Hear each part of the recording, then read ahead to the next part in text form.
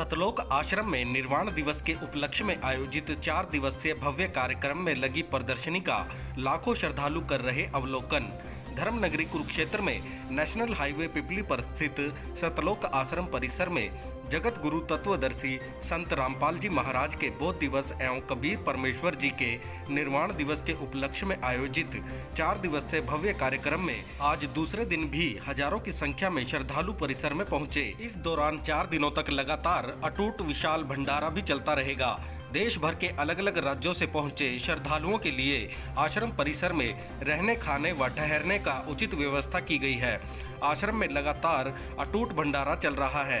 इस 4 दिवसीय कार्यक्रम में आश्रम परिसर में लगाई गई आध्यात्मिक प्रदर्शनी विशेष रूप से आकर्षण का केंद्र बनी हुई है। इस प्रदर्शनी में जगत गुरु तत्वदर्शी संत रामपाल जी महाराज और कबीर परमेश्वर जी की शिक्षाओं और जीवन से जुड़ी जानकारी विस्तार के साथ प्रदर्शित की गई है। कार्यक्रम में भाग लेने वाले श्रद्धालु इस प्रदर्शनी के माध्यम से संत रामपाल जी महाराज और कबीर जी महाराज के जीवन और कार्यों से जुड़ी जानकारियां हासिल कर रहे हैं।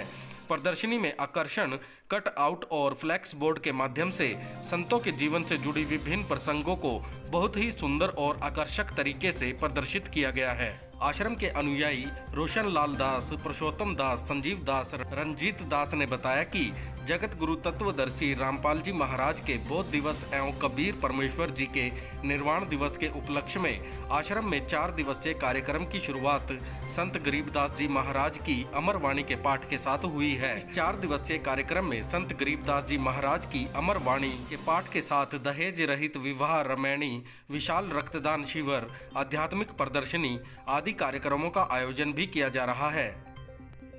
वेदों शास्त्रों में सबसे पहले तो भटके हुए हर इंसान को जानकारी दी जाती है कि परमात्मा कौन है। हर आदमी ये चाहता है कि हमें पता चले परमात्मा कौन है और वो क्या क्या कर सकता है। पूर्ण परमात्मा की पहचान है, वो निर्धन को माया देता है और कोढ़ी को कहा देता है।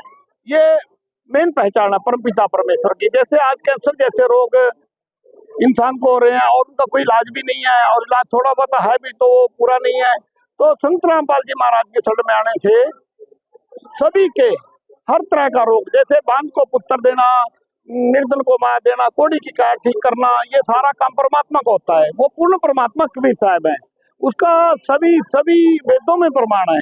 जैसे हमारे यहाँ ये रखे वेद रखे हैं, इनमें सब में कबीर सागर में, कबीर बीजक में और अनुराग सागर में और गीता में और ऋग्वेद, अथर्ववेद, सामवेद, चारों वेदों में भी प्रमाण दिया गया है कि कबीर साहब पूर्ण परमात्मा है। और मुसलमानों की कुरान उसमें भी बताया गया कि कबीर साहब ही पूर्ण परमात्मा है। इसलिए सबको ये इसको जानना पड़ेगा। दूसरी पढ़ाइयों को औरों को छोड़ के उस सच्चाई को एक बार जानना पड़ेगा। जब आपको एक बार पता चल गया कि पूर्ण परमात्मा कबीर साहब है, आप भी सारे सुख उससे प्राप्त कर सकते हैं। आध्यात्मिक प्रदर्शनी लगाई गई है, यहाँ भारी भीड़ उमड़ रही है, क्या खास है इसमें? खास ये है कि सच्चाई दिखाई गई है, सभी वेदों में दिखाया गया कि पूर्ण परमात्मा कौन है इसमें। और हमारे साथ क्या क्या दुख होता है कि मानव जन्म बड़ी मुश्किल से मिलता है और हम नकली संतों के बकावे में आकर के अपना जीवन को व्यर्थ कर जाते हैं। वो सच्चाई यहाँ दिखाई गई इस प्रदर्शनी में। कटआउट पहली बार लगे, हर बार कार्यक्रम होते हैं, हाँ जी, कार्यक्रम होते हैं, इसमें बड़े अच्छे ढंग से कटआउट लगाए गए, बड़े जीवंत रूप से कबीर महाराज जी के बारे में, संत रामपाल जी के बारे में, उनके जीवन और शिक्षाओं के बारे में जानकारी दे रहे हैं। तो अगले कार्यक्रमों में भी ऐसी प्रदर्शनी लगाई जाएगी। हर बार बढ़ के लगेगी, हर बार पूरे पता क्या सोए लोग पड़े हैं, उनको जगाना है, उनको बताना है भी सच्चाई ये है। जो गोदी मीडिया ने संत रामपाल जी महाराज के बारे में बोला वो सामने लाना है जनता के, भी सच्चाई क्या है। ये जो मीडिया आ जाएगी सच बोल रही है और ये सच्ची मीडिया ही काम करेगी आगे, ये सच्चाई दिखाएगी संत रामपाल जी महाराज के बारे में।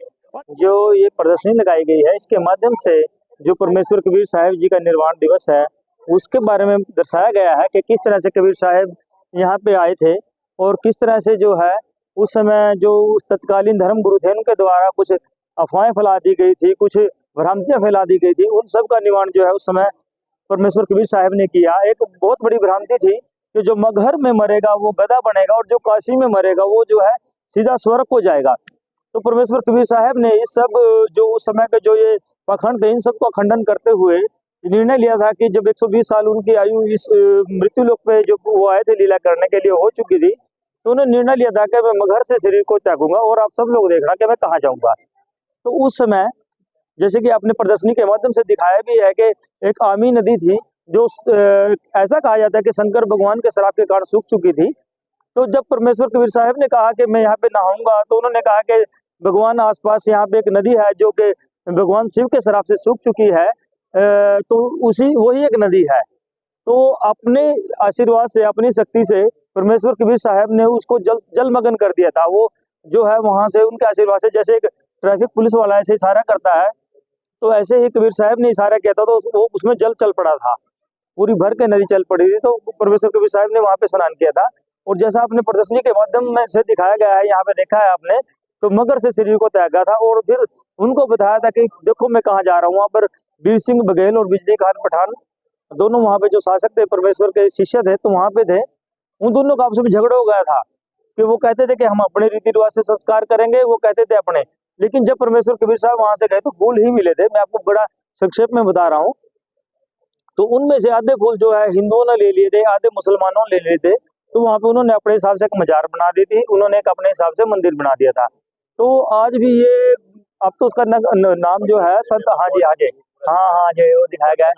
द्वारा जो कार्य किए जा रहे हैं और समाज के कार्य, ये गुरु जी का जो है, ये जो है पुराना संघर्ष है। कैसे सतगुरुदेव जी ने जो अपना छोटे गांव में जाके किस तरह से पाठ किए, किस तरह से जो है समागम सत्संग किए, तो ये उन सब का जो है, ये हमारे दादा गुरु जी के साथ है, हमारे गुरु जी।